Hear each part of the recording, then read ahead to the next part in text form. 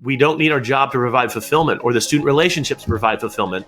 And when we stop looking for that fulfillment in the job, only then I think can we truly thrive in our career and show up as our best selves with our students. And so we kind of just have to eliminate all these thoughts where we assume where we know what others are thinking, because that's then what leads us to say, oh, if only kids cared as much about this as they do about Fortnite. Oh, if only parents cared as much about this, if they only treasured the studio, if they only valued what I was doing.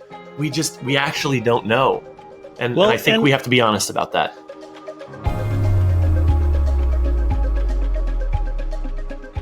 Hey, Nate, so recently I received an email from someone, and they wrote a really kind of impassioned, they just created this like really impassioned thought about their career and our industry. And as I was kind of contemplating what this person said, I thought, man, this would be a good thing to discuss on the podcast. And so I got permission from this person. They were 100% fine with it. And I think I just want to start this episode reading some notes I took on this email that was sent to me and kind of give the main ideas, because I think it's going to resonate with a lot of people, because I've heard variations of this over the years and truthfully have even felt it myself a little bit. So this person, I'm just going to give the main ideas, is that he has this feeling and that he's dissatisfied with the music education industry, or more specifically, the kind of private music lesson industry. A little bit discouraged, and it stems from this idea that he feels that parents don't really have, they don't have a lot of care for the things that they're enrolling their kids in. Like, they don't care about the lessons. They don't value what I'm doing. They don't value it like sports. They don't value it like they do other things in their kids' lives. They don't, and it's evidenced by the fact that they don't make their kids practice like that sort of thing. Feels that music lessons are undervalued. And what he feels like is, a studio can even be thriving, making good revenue, have good retention. But at the end of the day, the lessons aren't valued. They don't care. They'll just walk away. They won't think twice about it. And what he says is, I want clients to be hungry for it. I want this to feel like an equal exchange. Like, I'm giving all this value to these kids. I'm improving the studio every year. Like, I'm doing all these things. And he wants, this is almost a quote, the reward of feeling that people are really happy and desperate to buy his product. And, he just ended the communication by saying, I'm looking for feedback on this. Maybe I'm projecting this on other people, but I feel like I'm doing all this work to make the kids' experience better and easier. And, it's just our culture, the lack of work ethic, the kids, the parents. It just is making him feel discouraged, and he feels like the majority of families and people that would enroll their kids aren't taking this seriously. And he just said, I'm looking for help in your point of view on this. And so I thought, let's do a whole episode about this, because I think a lot of people can resonate with what he's saying there. So as you hear this, what is the first thing that comes to mind for you? Yeah, Daniel, what I hear in this, and you forwarded over that email, and I listened and thought about his story.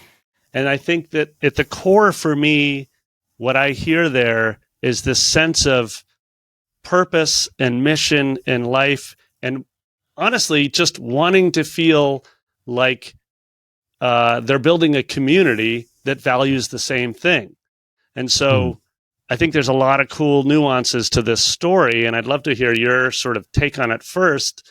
But what I hear is both a real desire to build a like-minded community of families, but also I hear in there a little bit of abdication of responsibility, because there's a feeling of like, why isn't everyone just beating down my door and desiring it as passionately as I am?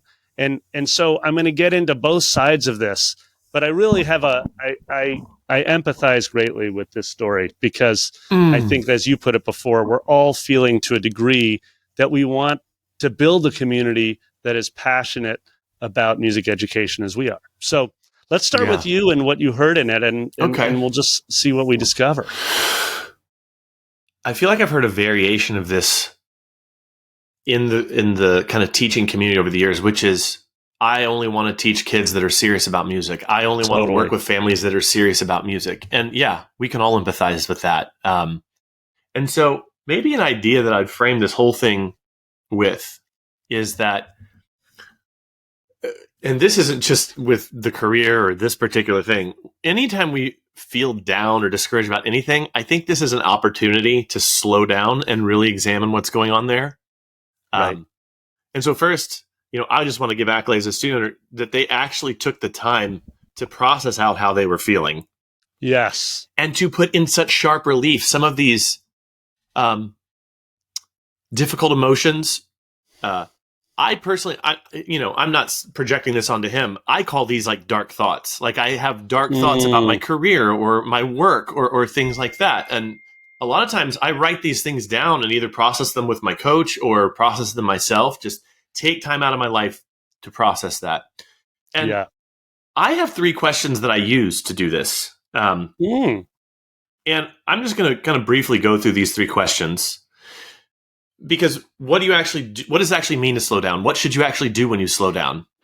So what's the question to ask here? Well, my first go-to question in a situation like this is to say, why do you care so much? And by the way, I'm not referring to this particular person. I'm asking myself, like, why do you care so much about this? If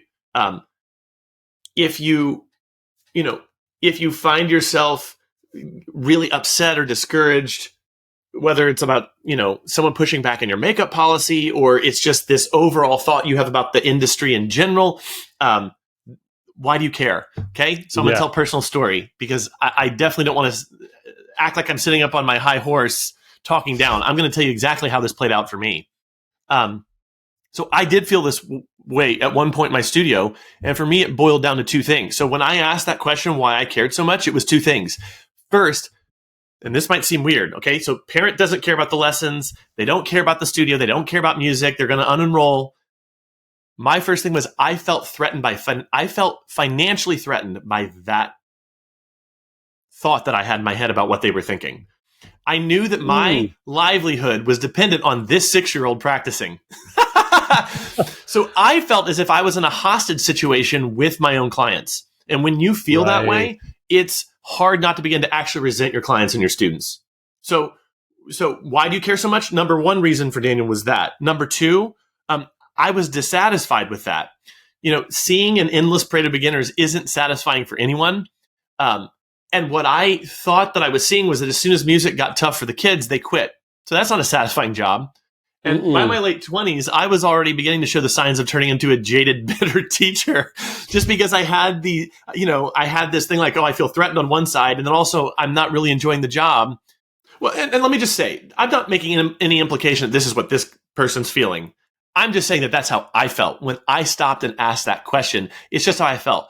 And when I began to see these things myself, when I had the self-awareness kind of to understand what my thought patterns were doing to me and how unhappy they were making me, that was kind of the first step to recovery. So that's like question 1. I bet you've got some thoughts. You want to jump in there? I'm just going to say, I love your financial Armageddon point. You're like, wait a minute, they've got me at financial gunpoint, right? Yes. These people that are treating my livelihood as an extracurricular that they're willing to just cut with no thought in mind.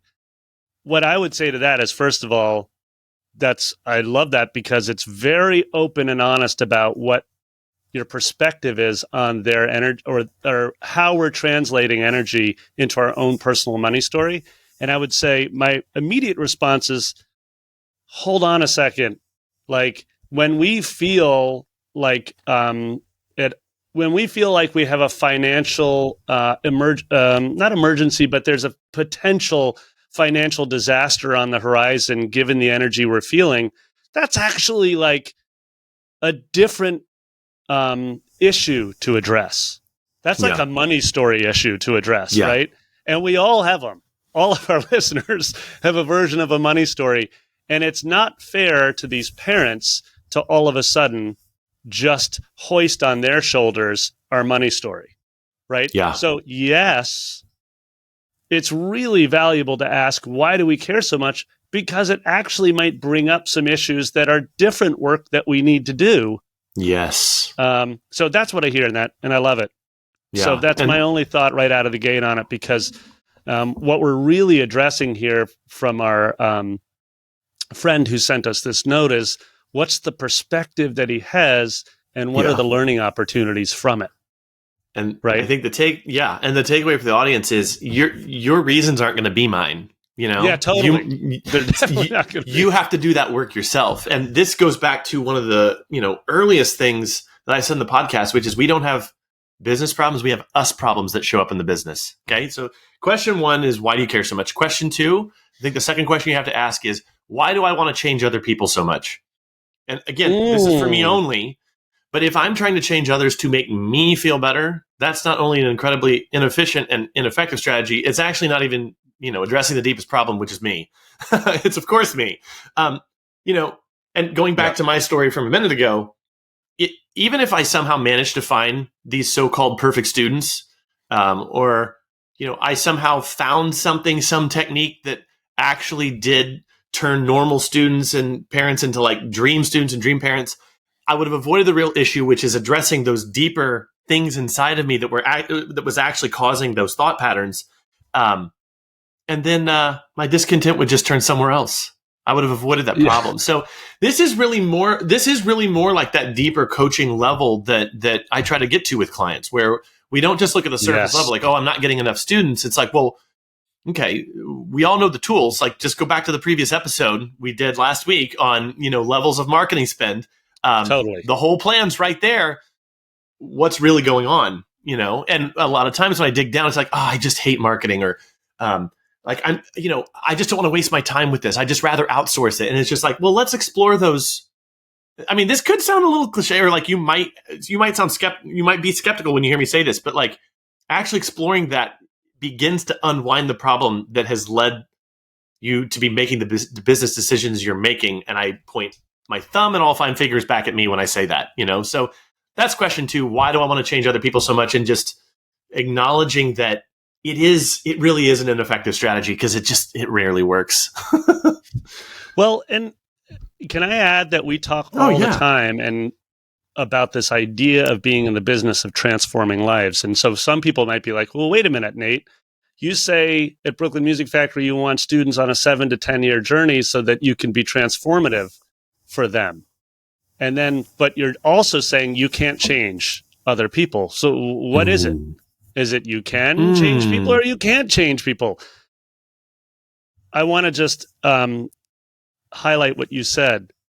You can create an environment where people feel safe enough to begin to discover alternative paths for themselves. In other words, and ask questions about themselves. And when, Daniel, you're talking about some of the coaching work that we do, and we work with clients who have these foundational transformative questions for themselves that only are appearing, as you put it beautifully, through the business, right?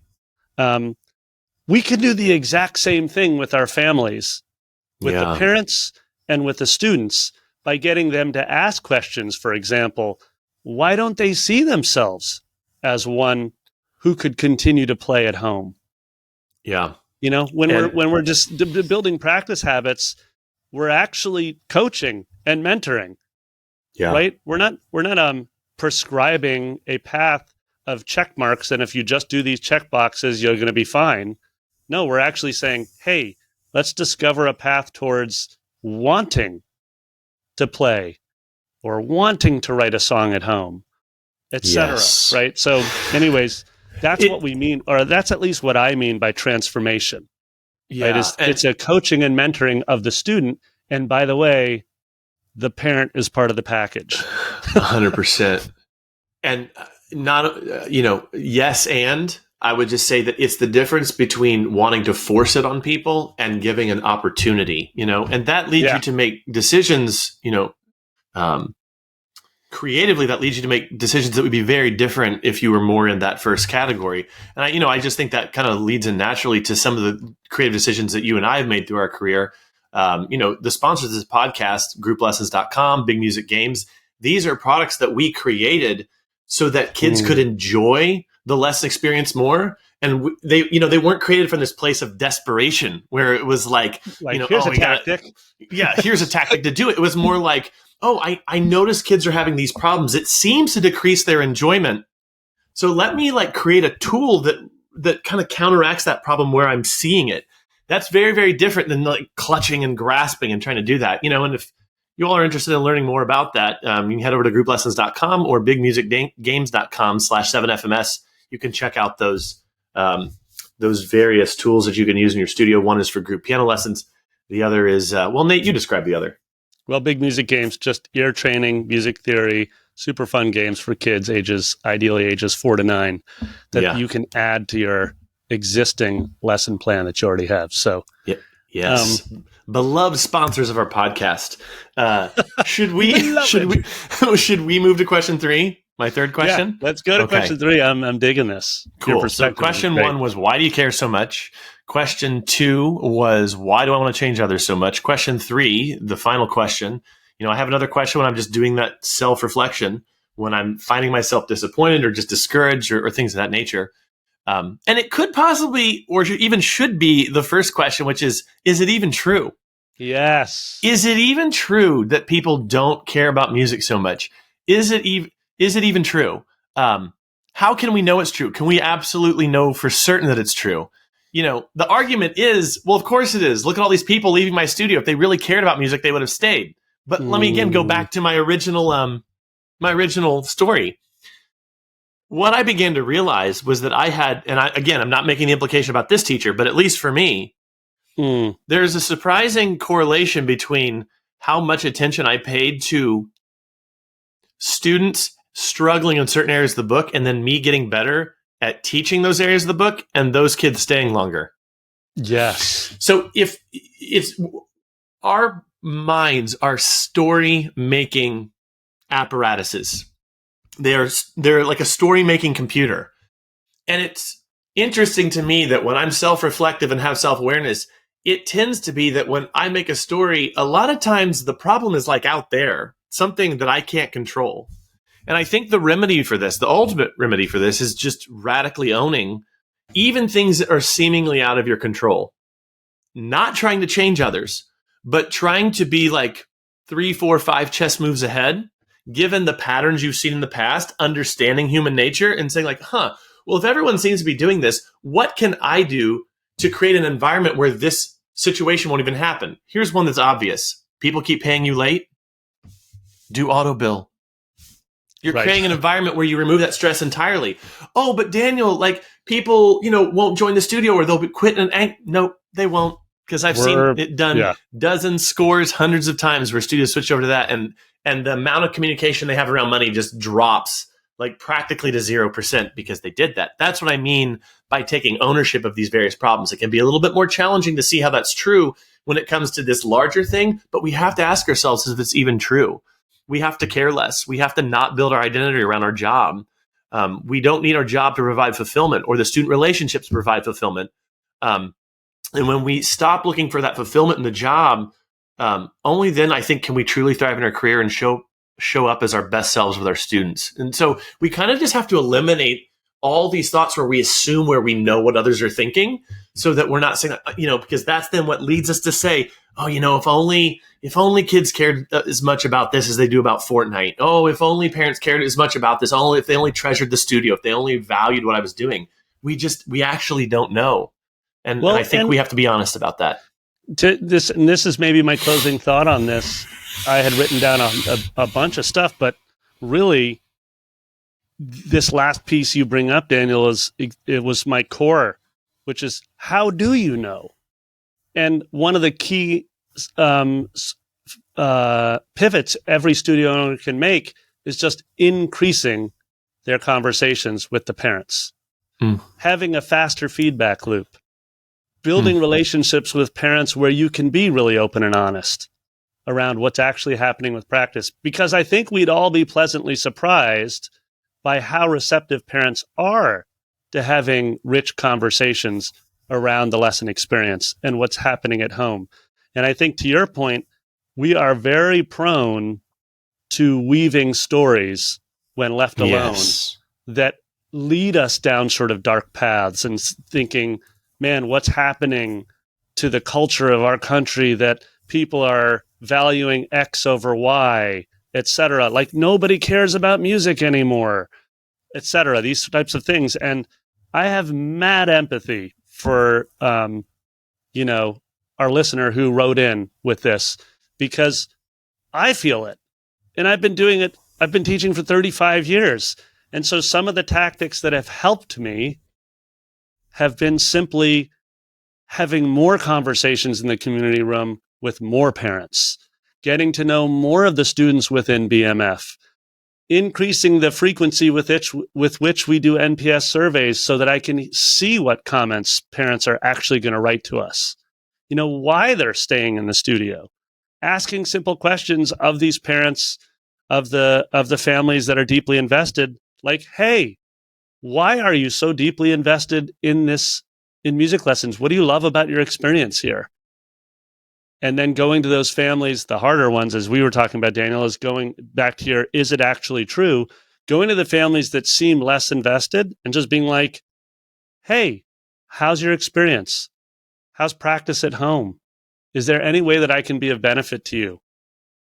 Right? Just having conversations. So I think that was it for me. I mean, I've got a whole bucket of bullets on this, but I feel like, Daniel, those three questions you're asking really get to the core of the matter, which is we're working on ourselves as we're working on these business issues. And maybe one last thing I'll say is if we're feeling this passionately, then it's probably falling within your zone of genius. In other words, it's something that you really, truly care about, and your navigation in terms of what you're doing with your life is not off. Because if you're feeling super passionate about it, it means you're ready to help try to solve this.